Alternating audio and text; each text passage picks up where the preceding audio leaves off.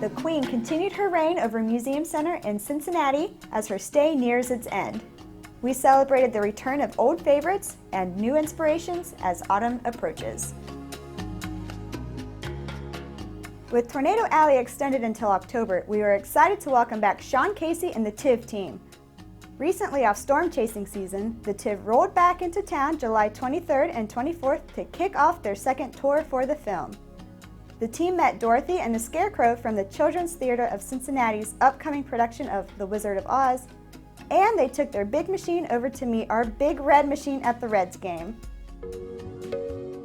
Inspired by Anne, originally appeared inside Landor's lobby and as a fashion window on Race Street during Cincinnati's first ever Fashion Week. The exhibit showcases the inspirational work of Anne Wainscott for Shiloto's department store. On view were some of Miss Wainscott's original sketches, artwork, and handmade garments, and a replica of her studio. Also on display were modern-day garments created by Landor employees as reinterpretations of popular P&G brands, including Tide, Old Spice, Venus, and Brand Saver. This inspiring work was topped off by a visit from Anne Wainscott herself. On July 21st, we were joined by Jean Kritzky of the College of Mount St. Joseph, who made us think of ancient Egypt in a much different kind of way. Thanks to Dr. Kritzky's talk at the Cleopatra Lecture Series, we discovered the creepy, crawly side of early Egyptian culture. Museum Center also welcomed Dr. Denise McCoskey from Miami University. Her lecture examined how Cleopatra's rule came to an end and how her reputation and legacy still determine our perception of the Queen. With all the love for the Queen, Cleopatra's royal stay in the Queen City has been extended. Originally scheduled to close September 5th, visitors can now experience Cleopatra, the exhibition, and its 150 artifacts through the 10th. To send the Queen off in style, on September 7th, we were excited to host Stacy Schiff, Pulitzer Prize-winning author of the bestseller, Cleopatra, A Life. Artifacts tell stories of the time and place they came from, and they help preserve history for future generations. At Cincinnati Museum Center, our biggest artifact is Union Terminal itself, and you'd better believe it has a great story to tell. On Saturday, August 24th, we celebrated 1940s Day and remembered Union Terminal's place during World War II as a major transfer point for soldiers from throughout the nation. Highlights at 1940s Day included a recreation of the terminal's USO Lounge. Visitors danced to swing music performed by the Maple Knoll Big Band. There is a vintage car show outside, plus special exhibits indoors. And everyone enjoyed entertainment by the Manhattan Dolls in Riekert Auditorium. From August 28th through September 3rd, Museum Center participated in Cincinnati Navy Week. U.S. Navy sailors took center stage in special programs in all three museums and mingled with visitors throughout Union Terminal.